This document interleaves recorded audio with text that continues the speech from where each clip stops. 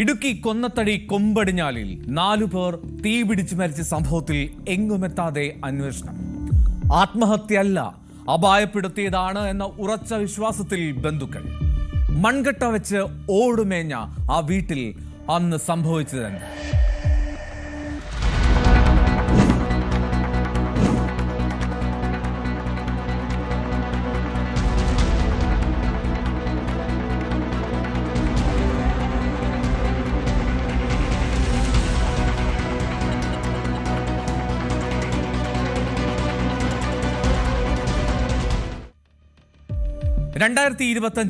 May 10 കത്തിക്കരിഞ്ഞ നിലയിൽ ആ വീട് കാണുന്നത്.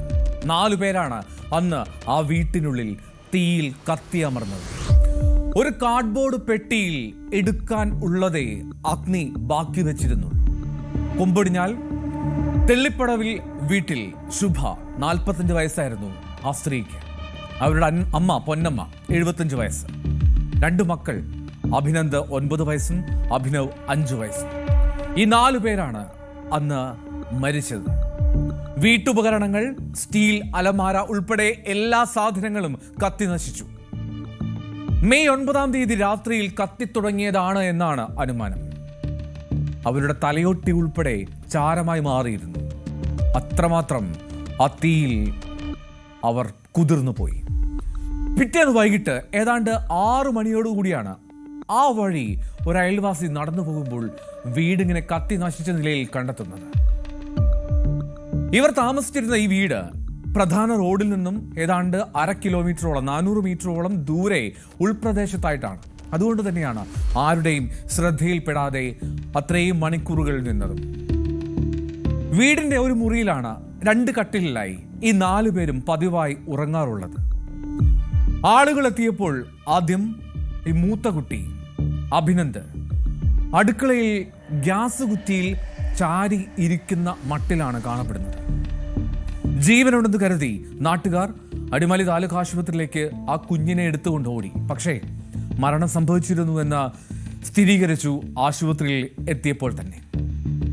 സ്ഥലത്തെത്തിയ വെളത്തൂവൽ പോലീസും ഫയർഫോഴ്സും നാട്ടുകാരും ചേർന്ന് മറ്റു 3 പേർക്കായി തെരച്ചിൽ നടത്തി.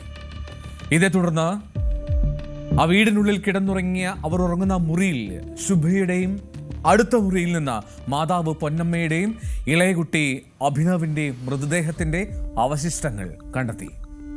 തിരിച്ചറിയാൻ സാധിക്കാത്ത വിധം എല്ലാ ശരീരങ്ങളും കത്തി ചാരമായ മട്ടിലായിരുന്നു.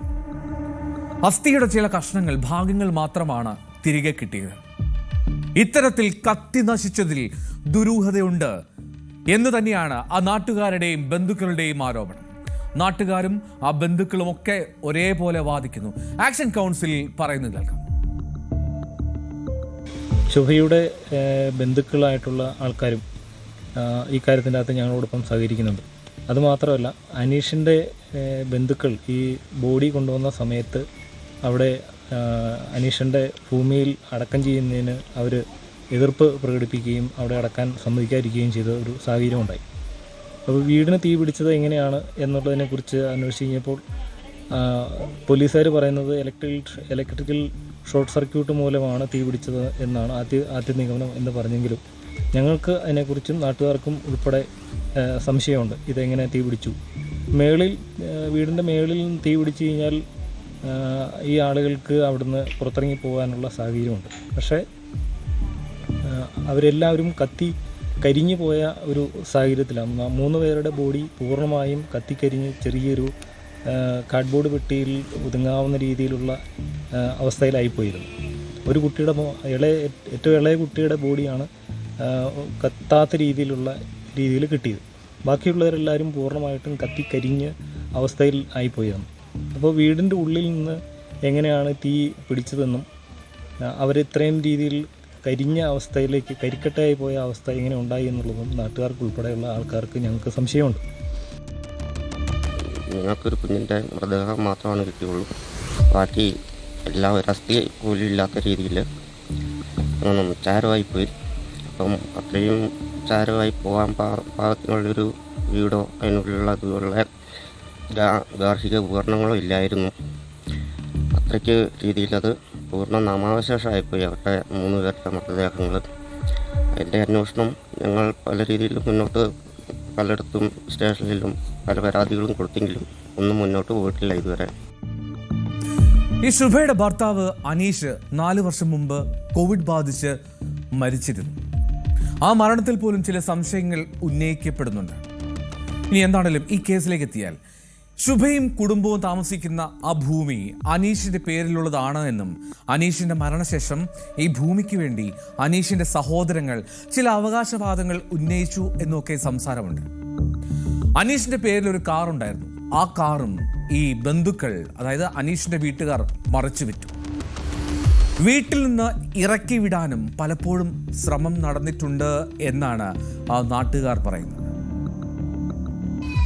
പിന്നെ അനീഷിൻ്റെ പേരിലുണ്ടായിരുന്ന ഒരു കാറ് അത് നന്നാക്കാൻ എന്ന വ്യാജേന അവരുടെ ബന്ധുക്കാരത് കൊണ്ടുപോവുകയും മറിച്ച് വിൽക്കുകയും ചെയ്തു.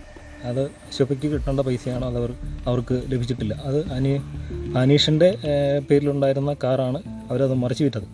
അപ്പോൾ അവരുടേതായിട്ടുള്ള ഭൂമിയിലും അവർ ഈ പറഞ്ഞ ബന്ധുക്കാരെ അവരുടെ വീട്ടിൽ നിന്ന് ഇറക്കി വിടാൻ പലപ്പോഴും ശ്രമിച്ചിട്ടുണ്ടായിരുന്നെന്നാണ് പറയുന്നത്.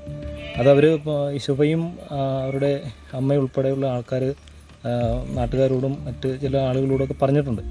ഇങ്ങനെ അവരുടെ അവകാശപ്പെട്ട ഭൂമിയിൽ നിന്ന് അവരെ ഇറക്കി വിടണം എന്ന് പറഞ്ഞിട്ടുണ്ട്. അതുകൊണ്ട്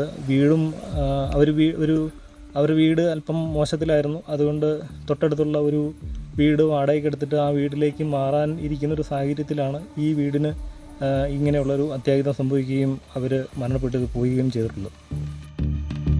ഭർത്താവിൻ്റെ പേരിലാണെന്നാണ് പറഞ്ഞിരുന്നത്. ഞങ്ങളോട് പട്ടയം അവളുടെ കയ്യിലുണ്ട്, അച്ഛനായിട്ട് ഭർത്താവിന് എഴുതി കൊടുക്കുന്നതാണ് ആ സ്ഥലം എന്നാണ് ഞങ്ങളോട് പറഞ്ഞിരിക്കുന്നത്. പട്ടയം കയ്യിലുണ്ടെന്നാണ് പറഞ്ഞിരുന്നത്. ഭൂരേഖകളെല്ലാം വീട്ടിലുണ്ടാവും. എല്ലാം നശിച്ചു. കംപ്ലീറ്റ് ഒരു സാധനമില്ലാതെ പരിപൂർണമായിട്ട് ചാരവായിപ്പോയില്ല സംഭവങ്ങൾ. ഈ അനീഷിന്റെ സഹോദരങ്ങൾ മരണശേഷം തങ്ങളുമായി സംസാരിച്ചിട്ടേ ഇല്ല എന്നാണ് ശുഭയുടെ സഹോദരൻ പറയുന്നത്. അതായത് തങ്ങളുടെ പെങ്ങളും അവളുടെ മക്കളും സ്വന്തം അമ്മയും ഒക്കെ മരിച്ചിട്ടും അവളുടെ ഭർത്താവിൻ്റെ വീട്ടുകാർ ഒരു തരത്തിലും ബന്ധപ്പെടാൻ ശ്രമിക്കുന്നില്ല. എന്തുകൊണ്ടായിരിക്കാം? ഒരിക്കൽ ഇളയ അളിയൻ വിളിച്ച് ഭീഷണിപ്പെടുത്തിയെന്നും ഈ സഹോദരൻ പറയുന്നു. സ്വത്ത് സംബന്ധിച്ച് ചില തർക്കങ്ങൾ ഉണ്ടായിരുന്നു എന്നാണ് ശുഭയുടെ വീട്ടുകാർ നൽകുന്ന സൂചന. മരിച്ച ശേഷം നമ്മളുടെ സംസാരം ഉണ്ടായിട്ടില്ല. ഇതുവരെ നമ്മളെ വിളിക്കുകയോ ഈ സംഭവം നടന്നത് ഇവർ നമ്മളെ അറിയിക്കുകയോ ചെയ്തിട്ടില്ല. അതിനുശേഷം നമ്മളെ ഇങ്ങനെ അറിഞ്ഞ് പിന്നെ ഇളയ അറിയാൻ നമ്മളെ വിളിച്ച് ഫോണിൽ വിളിച്ച് തെളിവ് പറയുകയും മറ്റും ചെയ്തു, ഭീഷണിപ്പെടുത്തി. എന്തെന്ന് നീ വന്നിട്ട് എന്താ ഉണ്ടാക്കിയതാ എന്ന് ചോദിച്ചിട്ടുണ്ടാകും. അത് സ്റ്റേഷനിൽ നമ്മൾ വിവരം കൊടുത്തിട്ടുണ്ട്.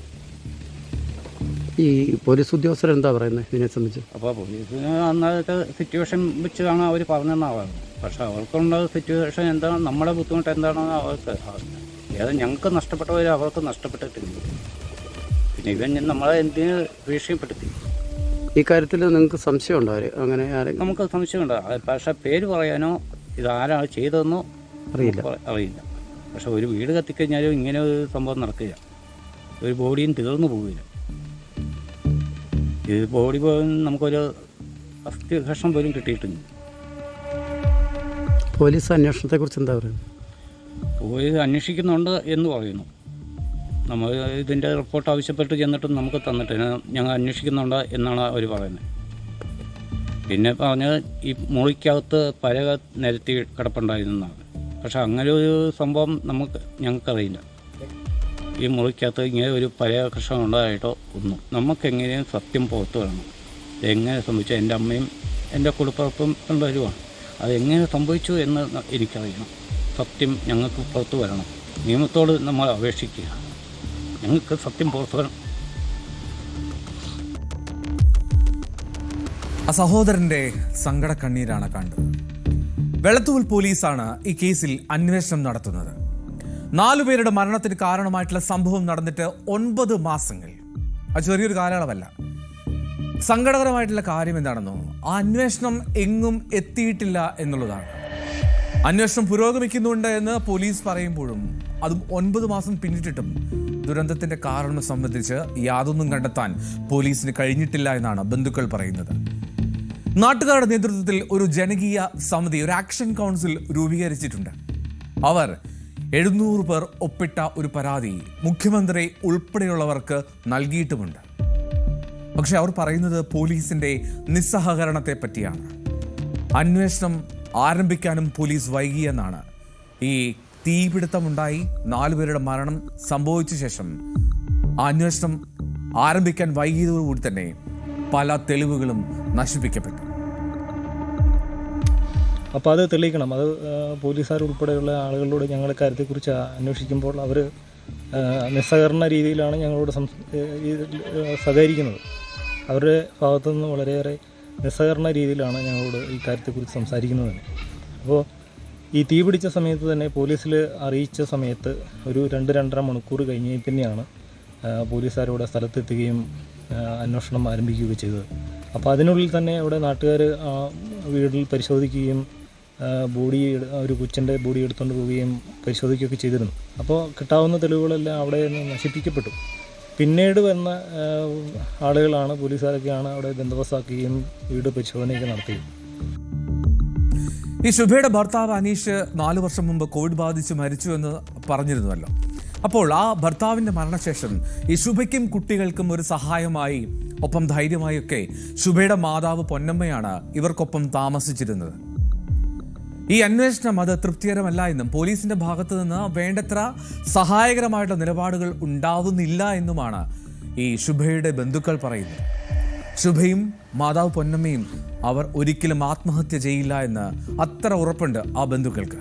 അതുകൊണ്ട് തന്നെ അവർ സംശയിക്കുന്നു മറ്റാരുടെയോ ഇടപെടൽ ഈ മരണത്തിന് കാരണമായിട്ടുണ്ട് എന്ന്. അതാണ് അവരുടെ വാദം. സംശയമുണ്ട്, പക്ഷെ നമുക്ക് ഇന്ന ആള് അങ്ങനെ പറയാനെന്ന് വെച്ചാൽ ഒരു ആത്മഹത്യ ഒരിക്കലും അവൾ ചെയ്യില്ല. അങ്ങനെ ആത്മഹത്യ ചെയ്യാനാണെങ്കിൽ അവളുടെ ഹസ്ബൻഡ് മരിച്ച ആ സമയത്ത് തന്നെ, അന്ന് ഇളയ കുഞ്ഞിന് 8 മാസം പ്രായമാകുന്ന ഒരു സമയമായിരുന്നു. അപ്പോൾ അങ്ങനെ ആ സമയത്ത് ആത്മഹത്യ ചെയ്യാനാണെങ്കിൽ ആ സമയത്ത് ചെയ്യേണ്ടതായിരുന്നു. അതിനെല്ലാം അതിജീവിച്ച് 3-4 വർഷത്തോളം ജീവിച്ച് അവർ ഈ തലേ ദിവസം പോലും അത്രയധികം സന്തോഷത്തിലായിരുന്നു അവൾ കഴിഞ്ഞിരുന്നത്. അങ്ങനെ ഒരു ആത്മഹത്യ ചെയ്യാമെന്ന് ഞങ്ങൾക്ക് 100-101% ഉറപ്പാണ്. പിന്നെ ഇതിനകത്ത് എന്താണ് സംഭവിച്ചത്, ആരെങ്കിലും അപായപ്പെടുത്തിയതാണോ അല്ലെങ്കിൽ എന്താണ് ഈ മരണത്തിൽ ദുരൂഹത ഉള്ളതെന്ന് ഞങ്ങൾക്ക് തീർച്ചയായിട്ടും കണ്ടെത്തണം. ഇച്ചിരി ഇല്ലാത്ത 2 കുഞ്ഞുങ്ങളെ ഞങ്ങളുടെ അമ്മ എന്ന് പറഞ്ഞിട്ടുണ്ടെങ്കിൽ 10, 75, 78 വയസ്സോളം ആയി. ആ അമ്മ അവൾക്ക് മറ്റൊരാൾ ആശ്രയത്തിന് ഇല്ലല്ലോ എന്ന് കരുതിയിട്ട് അമ്മ അവിടെ അവൾക്ക് കൂട്ടിന് വേണ്ടിയിട്ട് പോയി നിന്നാണ് ഞങ്ങളുടെ അമ്മച്ചി. അപ്പം ഇങ്ങനെയുള്ള വിഷമങ്ങൾ ഉണ്ടായിട്ടുണ്ട്. അപ്പോൾ അതെന്താണ് സംഭവിച്ചതെന്ന് അറിയാനായിട്ട് ഞങ്ങൾക്ക് അറിയണം, അത് അവരുടെ മരണത്തിന് എന്താണ് സംഭവിച്ചത് എന്ന്. 2 അയൽപക്കക്കാരുമായിട്ട് നല്ല സ്നേഹത്തോടെയാണ് ഒരെണ്ണം ഞങ്ങളുടെ സ്വന്തത്തിൽപ്പെട്ടതാണ്, അവരുടെ ശുഭയുടെ സ്വന്തത്തിൽപ്പെട്ടതാണ്. പിന്നെ വേറെ അപ്പുറത്തെ വീട് അവരോട്ട് അന്നവിടെ അവർ കുറച്ച് ദിവസങ്ങളായിട്ട് അവരവിടെ ഇല്ലായിരുന്നു എന്ന് പറയുന്നുണ്ട്. ഈ മരണം നടന്നു കഴിഞ്ഞ് ഞങ്ങളന്ന് പിറ്റേ ദിവസം വൈകുന്നേരമാണ് ഞങ്ങൾ വിവരം അറിയുന്നത്. അത് ഞങ്ങളുടെ മൂത്തയാളിയും വിളിച്ച് പറഞ്ഞപ്പോഴാണ് ഞങ്ങൾ വിവരം അറിയുന്നത്. അല്ലാതെ ശുഭയ്ക്ക് ഇപ്പോൾ ശുഭ ഒരിക്കലും ആത്മഹത്യ ചെയ്യില്ല, ആത്മഹത്യ ചെയ്യാനുള്ള ഒരു കാര്യങ്ങളൊന്നുമില്ല. അങ്ങനെ ആത്മഹത്യ ചെയ്യാനായിരുന്നുവെങ്കിൽ ഇളയ കുട്ടിക്ക് 8 മാസം പ്രായമുള്ളപ്പോഴാണ് ശുഭയുടെ ഭർത്താവ് മരിച്ചത്. അപ്പം സാമ്പത്തികപരമായിട്ട് ഇച്ചിരി ബുദ്ധിമുട്ടുകളൊക്കെ അവർക്ക് ഉണ്ടായിരുന്നു. അതെല്ലാം തരണം ചെയ്ത് വന്നുകൊണ്ടിരിക്കുകയായിരുന്നു. പക്ഷെ ഞങ്ങളോട് ഇന്നുവരെ അവിടെ വീട്ടിലൊരു വഴക്കുകളോ പ്രശ്നങ്ങളോ ഉണ്ടാകുന്ന പറഞ്ഞിട്ടില്ല. അതുകൊണ്ട് ഞങ്ങൾ അതിനെക്കുറിച്ചൊന്നും അന്വേഷിച്ചിട്ടില്ലായിരുന്നു. പക്ഷേ ഇപ്പോൾ ഇതെന്താണെന്ന് ഞങ്ങളുടെ അമ്മ അവിടെ അവരുടെ അമ്മയ്ക്ക് അസുഖം ആയതുകൊണ്ടാണ് ഞങ്ങളുടെ അമ്മ 2 മാസമായിട്ട് അവിടെ ആയിരുന്നു. ഇടയ്ക്ക് ഞങ്ങളുടെ വീട്ടിൽ വന്നിട്ട് പോയതാണ് അമ്മ. കഴിഞ്ഞ മാർച്ച് മാസം ഞങ്ങളുടെ വീട്ടിൽ വന്നിട്ട് അമ്മ തിരിച്ചു പോയതാണ്. അപ്പോൾ കുട്ടികൾക്ക് അസുഖം ആയതുകൊണ്ടാണ് പെട്ടെന്ന് പോകുന്നത് ഇങ്ങോട്ട്. അപ്പം എന്താണെന്ന് നമുക്കറിയില്ല. ഇവരുടെ മരണത്തിന് ഞങ്ങൾക്ക് ഒത്തിരി സംശയങ്ങളുണ്ട്. എന്നുവെച്ചാൽ ഒരിക്കലും ഇവിടെ ആത്മഹത്യ ചെയ്യില്ല എന്ന് മാത്രമേ നമുക്കറിയാൻ പറ്റുള്ളൂ. മെയ് മാസം 9-ാം തീയതി രാത്രി ഏതാണ്ട് 9 മണി സമയത്ത് ഈ ശുഭയുടെ ഫോണിലേക്ക് അകന്ന ബന്ധു കൂടിയായിട്ടുള്ള ഒരാളും അയാളുടെ ഭാര്യയും ഫോണിൽ വിളിച്ചിട്ടുണ്ട്. അത് പോലീസ് കണ്ടെത്തിയതാണ്. അതിനുശേഷം പോലീസ് ഇയാളുടെ ഫോണും ലാപ്ടോപ്പും ഒക്കെ കസ്റ്റഡിയിലെടുത്ത് പരിശോധനയ്ക്ക് അയക്കുകയും ചെയ്തു, ചോദ്യം ചെയ്യുകയും ചെയ്തു. എന്നാൽ ഈ വീട് കത്തിയ സമയത്തെക്കുറിച്ച് കാര്യമായിട്ടുള്ള വിവരം ലഭിക്കാത്തതിനാൽ സാറ്റലൈറ്റ് ദൃശ്യങ്ങൾക്ക് വേണ്ടി ISROയൊക്കെ സമീപിച്ചിട്ടുണ്ട് എന്നാണ് അധികൃതർ നൽകിയ വിവരാവകാശ മറുപടി പറയുന്നത്. എന്താണെങ്കിലും ഈ RDO ഓഫീസിൽ പോസ്റ്റ്മോർട്ടം റിപ്പോർട്ട് ഉൾപ്പെടെയുള്ളവ എത്തിയിട്ടില്ല എന്നുള്ള ആക്ഷൻ കൗൺസിലിന്റെ അന്വേഷണത്തിലെ ബോധ്യപ്പെടൽ അതിൽ അല്പം ദുരൂഹത അവർ സംശയിക്കുന്നു. പോലീസ് സ്റ്റേഷനിൽ ഇതിനെ സംബന്ധിച്ച് ഞങ്ങൾ അന്വേഷിച്ചിരുന്നു. വിവരാവകാശ നയപ്രകാരം അപേക്ഷ കൊടുത്തു. അതിൽ ഞങ്ങൾക്ക് മറുപടി തന്നതെന്ന് വെച്ച് കഴിഞ്ഞാൽ അന്വേഷണം നടക്കുന്നു എന്ന് മാത്രമേ ഉള്ളൂ.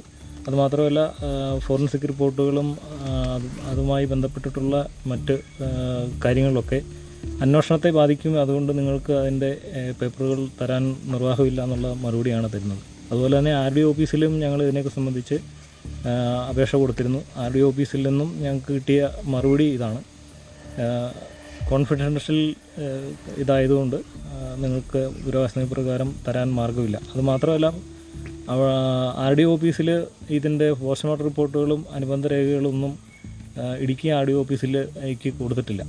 അത് ഒരു ദുരൂഹ സംഗതിയാണ്. കാരണം അസ്വാഭാവിക മരണത്തിന് അതിൻ്റെ റിപ്പോർട്ടുകൾ RDO ഓഫീസിൽ നിൽക്കേണ്ട ഒരു സാഹചര്യമാണ്, അത് അവിടെ ലഭിക്കേണ്ട ഒരു സാഹചര്യത്തിലുണ്ട്. അത് ഇതുവരെ അവിടെ ലഭിച്ചിട്ടില്ല എന്നുള്ളത് ഒരു ദുരൂഹത നിലനിൽക്കുന്നൊരു സാഹചര്യമാണ്. പിന്നെ DYSP ഓഫീസിൽ ഞങ്ങളിതിനെക്കുറിച്ച് അന്വേഷിച്ച് കഴിഞ്ഞപ്പോൾ ഒരു പ്രത്യേക സ്ക്വാഡ് രൂപീകരിച്ചിട്ടുണ്ട്.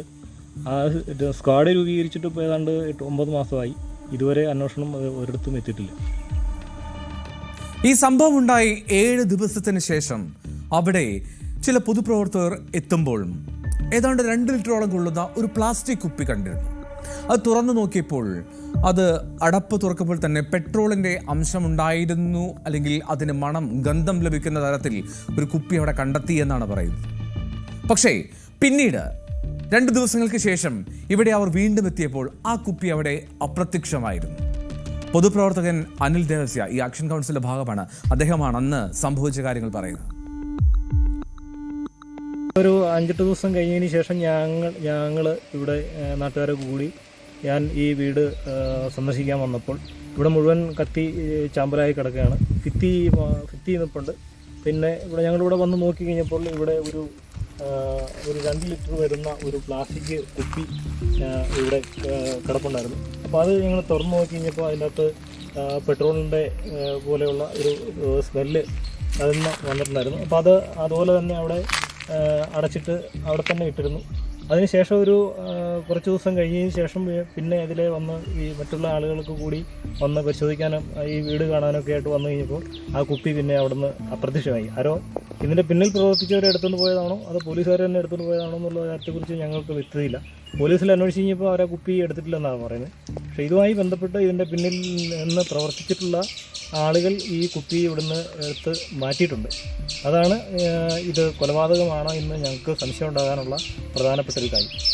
ഇത്തരത്തിൽ ആ കുപ്പിയെ പറ്റിയൊക്കെ പോലീസിനോട് പറഞ്ഞിരുന്നു. പക്ഷേ ആ ഒരു ഡയറക്ഷനിൽ അന്വേഷണം പോയിട്ടുണ്ടോ എന്നുള്ളത് സംശയകരമാണ്. ഒരു പെട്രോളിൻ്റെ സാന്നിധ്യം അത് ഒരു ആത്മഹത്യയല്ല എന്ന് കുടുംബം ഉറച്ചു വിശ്വസിക്കുന്നു. പക്ഷേ അവിടെ പെട്രോളിൻ്റെ കുപ്പി സാന്നിധ്യമുണ്ടെങ്കിൽ പോലീസ് തീർച്ചയായിട്ടും ആ മട്ടിൽ പോയിട്ടുണ്ടാകുമെന്ന് പ്രതീക്ഷിക്കാം. പക്ഷേ അതിലൊരു വ്യക്തതയില്ല. ഇനി ശുഭയും മാതാവും 2 മക്കളും 2 കട്ടികളിലായി ഒരു മുറിയിൽ തന്നെയാണ് എല്ലാ രാത്രികളിലും കിടന്നുറങ്ങുന്നത്. ശുഭയുടെ മൃതദേഹത്തിൻ്റെ ഭാഗങ്ങൾ ഇതേ മുറിയിൽ നിന്ന് ലഭിക്കുകയും ചെയ്തു. തൊട്ടടുത്ത മുറിയിലാണ് മാതാവ് പൊന്നമ്മയുടെയും ഇളയ മകൻ അഭിനവിൻ്റെയും മൃതദേഹ ഭാഗങ്ങൾ കണ്ടെത്തിയത്. പ്രധാന മുറിയിൽ നിന്നും പുറത്തേക്കിറങ്ങാൻ തൊട്ടടുത്ത് തന്നെ ഒരു വാതിലുണ്ട്. ഈ വാതിലിന് അഗ്നി ബാധിച്ചിട്ടില്ല. അതായത് ആ വാതിൽ ഒരു തരത്തിലും കത്താത്ത സാഹചര്യത്തിലാണ്. അതായത് ബന്ധുക്കൾക്കറിയാം ആ വാതിലിൽ തീ പിടിക്കാത്ത സാഹചര്യത്തിൽ ഉറപ്പായിട്ടും തീപിടുത്തം ഉണ്ടായാൽ തന്നെ ഇവർക്ക് ആ വാതിൽ തുറന്ന് പുറത്തേക്ക് ഓടി രക്ഷപ്പെടാൻ കഴിയും. പക്ഷേ അതുണ്ടായില്ല. അതൊരു ദുരൂഹതയാണെന്നാണ് ബന്ധുക്കൾ ചൂണ്ടിക്കാട്ടുന്നത്. ഇത് ഞങ്ങൾക്ക് ശരിക്കും സംശയങ്ങളുണ്ടെന്ന് പറഞ്ഞത് സംശയങ്ങളുണ്ട്. ഇത് ഒരിക്കലും അവൾ ചെയ്യില്ല. അതാണ് ചെയ്യാനാണെങ്കിൽ ഇത്രയും ഇങ്ങനെ കുട്ടികൾക്ക് എന്തെങ്കിലും പ്രശ്നങ്ങളുണ്ടായിരുന്ന അസുഖങ്ങളൊക്കെ ഉണ്ടാകുന്ന സമയത്ത് ഞങ്ങളെ വിളിച്ചല്ല കാര്യങ്ങൾ പറഞ്ഞ് ഞങ്ങളാണ് 4 വർഷമായിട്ട് അവരെ നോക്കിക്കൊണ്ടിരുന്നത്. അതുകൊണ്ട് എങ്ങനെയായാലും ഇതിനെക്കുറിച്ച് എന്താണെന്ന് ഞങ്ങൾക്ക് ഇത് അറിയണം. അതാണ് ഞങ്ങൾക്ക് പറയാനുള്ളത്. ഇങ്ങനെ ഇത് കേസ് നമുക്ക് തെളിഞ്ഞു കിട്ടണം. അത്രയേ ഉള്ളൂ നമുക്ക് പറയാനായിട്ട്. അല്ലാതെ ഇത് വേറൊരു വീട്ടിലും ഇതുപോലെ സംഭവിക്കരുത്. ഇപ്പോൾ അവളവിടെ വിളിച്ച് കരഞ്ഞിട്ടുണ്ടാവും ചിലപ്പം. അത് പക്ഷേ അത് പുറത്ത് കേൾക്കാൻ പറ്റുന്നത് അവളെ ചിലപ്പം അപായപ്പെടുത്തിയതിന് ശേഷം കത്തിച്ചതാണോ എന്നറിയാൻ പറ്റില്ല. അവൾക്കൊരു തള്ളു കൊടുത്തിട്ടുണ്ടെങ്കിൽ അത്രയും ദുർബലമായ വീടാണ്. ആരെങ്കിലും ഇത് ചെയ്യാതെ ഒരിക്കലും അങ്ങനെ സംഭവിക്കില്ല. എന്നുവെച്ചാൽ അവൾക്ക് ആത്മഹത്യ ചെയ്യില്ല. അവൾ ആത്മഹത്യ ചെയ്യില്ല എന്ന് തന്നെ. അങ്ങനെ എന്തെങ്കിലും ഇതുണ്ടായിരുന്നുവെങ്കിൽ അവൾ നമ്മളോട് പറയുമായിരുന്നു, അല്ല ഏറ്റവും പിന്നെ ചേച്ചിമാരോട് അവളെ ഒരു കാര്യങ്ങൾ ഒളിച്ചു വയ്ക്കുന്നതല്ല. അവളുടെ മൂത്ത ചേച്ചിയായ ഗിരിജയോട് ഒരു കാര്യങ്ങളും അവൾ ഒളിച്ചു വയ്ക്കുന്നതല്ല. അപ്പോൾ ഇങ്ങനെ പറയുന്നത് എന്തെങ്കിലും പ്രശ്നങ്ങളുണ്ടോ എന്ന് ചോദിക്കുന്ന സമയത്ത് അവൾ പറഞ്ഞ് പിന്നെ പറയാമെന്ന് പറയുന്നുണ്ട്. അവരുടെ വീട്ടിൽ എന്തെങ്കിലും പ്രശ്നങ്ങളുണ്ടായിരുന്നോ എന്ന് നമ്മളോട് പറഞ്ഞിട്ടില്ല. എൻ്റെ മൂത്ത ചേച്ചിയോടായാലും പറഞ്ഞിട്ടില്ല. അപ്പം മൂത്ത ചേച്ചി അന്ന് തലേദിവസമാണ് അവിടുന്ന് പോയതെന്ന് പറയുന്നുണ്ടല്ലോ. ചേച്ചിയും മോനും ചേട്ടനും കൂടെയാണ് അവിടുന്ന് പോയത്. ആ സമയത്ത് പോലും അവളെ മറ്റേ ചേച്ചിയുടെ വീട്ടിലേക്ക് വിളിച്ചതാണ്. അന്നേരം 2 ദിവസമായിട്ട് അവരിങ്ങനെ യാത്ര ചെയ്തതുകൊണ്ട്, അതായത് 7-ാം തീയതി ശുഭയുടെ ഭർത്താവിൻ്റെ 4 വർഷം തികയുന്ന ദിവസമായിരുന്നു. അപ്പോൾ അവർ അമ്പലത്തിൽ പോയിട്ട് പിന്നെ അതിൻ്റെ പിറ്റേ ദിവസം അവർ നെടുങ്കണ്ടം വരെ പോകേണ്ട ഒരു ആവശ്യം ഉണ്ടായിരുന്നു. നെടുങ്കണ്ടത്തിന് പോയി. അന്ന് രാത്രി തന്നെയാണ് ഇവരവിടെ തിരിച്ചു വന്നത്. തിരിച്ചു വന്ന് 8 മണിയായപ്പോഴാണ് അവർ തിരിച്ചു വരുന്നതെന്ന് പറഞ്ഞു. അപ്പോഴും ഈ അമ്മയോട് ചെന്ന് ചോദിച്ചിട്ടാണ്, അതായത് അനീഷിൻ്റെ അമ്മയോട് ചെന്ന് പറഞ്ഞിട്ടാണ് അവൾ പോയതെന്നാണ് പറയുന്നത്. അതായത് ഈ ബന്ധുക്കളെല്ലാവരും ഇത്രമാത്രം അടുത്തുള്ള സമയങ്ങളിൽ മണിക്കൂറുകളിൽ ഈ ശുഭയുമായി സംസാരിക്കുകയും അല്ലെങ്കിൽ അടുത്തിടപെടുകയും ഒക്കെ ചെയ്തിരുന്നു. ഒരു പ്രശ്നവും ഉണ്ടായിരുന്നില്ല. അല്ലെങ്കിൽ ഒരു ആത്മഹത്യയിലേക്ക് പോകുന്ന ഒരു മനുഷ്യൻ്റെ മാനസികാവസ്ഥയായിരുന്നില്ല. സന്തോഷവതിയായി വളരെ കൂളായി എല്ലാവരോടും സംസാരിച്ച് പ്രസന്നവതയായിരുന്ന ശുഭ പെട്ടെന്ന് തീപിടുത്തത്തിൽ മരിച്ചു എന്നൊക്കെ കേൾക്കാനുള്ള ഉൾക്കൊള്ളാൻ കഴിയാത്ത ഒരു സാഹചര്യം ആ ബന്ധുക്കൾക്കുണ്ട്. ഒരു കുടുംബത്തിലെ 4 പേർ അഗ്നിക്കിരയായി മരണമടഞ്ഞ സംഭവത്തിൽ മാസങ്ങൾ പിന്നിട്ടിട്ടും ഒരു തെളിവുകളും കണ്ടെത്താൻ കഴിയാത്തതിൽ പോലീസിനെതിരെ ആ നാട്ടിൽ രൂക്ഷ വിമർശനമുണ്ട്. പോലീസ് സ്റ്റേഷനിൽ ചെല്ലുമ്പോൾ ഭീഷണി സ്വരത്തിൽ സംസാരിക്കുന്നു എന്നാണ് ബന്ധുക്കൾ പറയുന്നത്. നടന്ന വെള്ളത്തൂവൽ CI ഒപ്പം ഇടുക്കി DYSP എന്നിവർക്കാണ് അന്വേഷണത്തിന്റെ ചുമതല. സംഭവത്തിന്റെ ദുരൂഹത അത് ഏത് സാഹചര്യത്തിൽ നീക്കണമെന്നും 4 പേരുടെ മരണത്തിന് ഉത്തരവാദികളായവരെ കണ്ടെത്താൻ അന്വേഷണം ശക്തമാക്കണമെന്നും കുടുംബാംഗങ്ങളും നാട്ടുകാരും ഒരേ ശബ്ദത്തിൽ ആവശ്യപ്പെടുന്നുണ്ട്. ഒരു കുടുംബത്തിലെ ഇത്രയും പേര് മരിച്ചുപോയി എന്ന് പറയുമ്പോൾ അവരൊരിക്കലും ആത്മഹത്യ ചെയ്യില്ല. കാരണം അവർക്ക് അങ്ങനെയുള്ള ഒരു സാഹചര്യങ്ങളില്ല. അതിനൊക്കെ അവർക്ക് അങ്ങനെയുള്ള സാഹചര്യങ്ങളൊക്കെ ആ ഹസ്ബൻഡ് മോനായി എന്ന് പറയുന്ന പുള്ളി മരിച്ചൊക്കെ പോയി കഴിഞ്ഞപ്പം അവർക്ക് ഭയങ്കര കഷ്ടതയിലാണ് അവർ ജീവിച്ചു പോകുന്നത്. അന്നേരമൊക്കെ ഈ പിള്ളേരെ ഹോസ്പിറ്റലിൽ കൊണ്ടുപോകാനും അങ്ങനെ എല്ലാ കാര്യത്തിനും നമ്മൾ പോയി സഹകരിച്ചുകൊണ്ടിരുന്നതാണ്. ഇത്രയും വലിയ ഒരു സംഭവം നടന്നിട്ട് അവർ ഒരിക്കലും ആത്മഹത്യ ചെയ്തതല്ല. കാരണം അങ്ങനെ ചെയ്യാനുള്ളൊരു സാഹചര്യം അവർക്കില്ല. അപ്പോൾ പിന്നെ ഇതെന്ത് സംഭവിച്ചു, ഇതെന്താ സംഭവിച്ചതെന്നുള്ളതൊന്നും ഒരു വ്യാധിരോഗ വ്യക്തത ഇതുവരെ ആയിട്ടില്ല. അപ്പോൾ അതിനൊരു എന്താണെങ്കിലും ഇതിന് കാര്യങ്ങളൊരു തീരുമാനമാകണം, അറിയണം. അതിനെ ബന്ധപ്പെട്ട ഉദ്യോഗസ്ഥർ ഇത് അന്വേഷിച്ച് അതിൻ്റെ കാര്യങ്ങൾ കണ്ടെത്തി എന്താണെങ്കിലും നമുക്കതിൻ്റെ കാര്യങ്ങൾ അറിയണം. ആ വീടുമായി വളരെ അടുത്ത ബന്ധം പുലർത്തിയിരുന്ന വിജേഷ് എന്ന ഓട്ടോറിക്ഷ ഡ്രൈവറാണ് ഈ പറഞ്ഞത്. അതായത് ആ വീട്ടിലെ ഓരോ ആവശ്യങ്ങൾക്കും ഓടിയെത്തുന്ന ആളാണ്. അദ്ദേഹത്തിന് അറിയാം ആ വീട്ടിലെത്തിയ അന്തരീക്ഷവും സാഹചര്യവുമില്ല. എന്താണെങ്കിലും ശക്തമായ അന്വേഷണം വേണമെന്ന് നാട്ടുകാരും ബന്ധുക്കളും ഒരേ സ്വരത്തിൽ ആവശ്യപ്പെടുന്നുണ്ട്. ശക്തമായി അന്വേഷിക്കുന്നു എന്നാണ് ജില്ലാ പോലീസ് സൂപ്രണ്ട് ഇതിൽ പ്രതികരിക്കുന്നത്. എന്താണെങ്കിലും ആ ദുരൂഹത അത് അഴിഞ്ഞേ മതിയാവൂ. 9 മാസമായി 4 ജീവനുകൾ ഇല്ലാതായിട്ട്.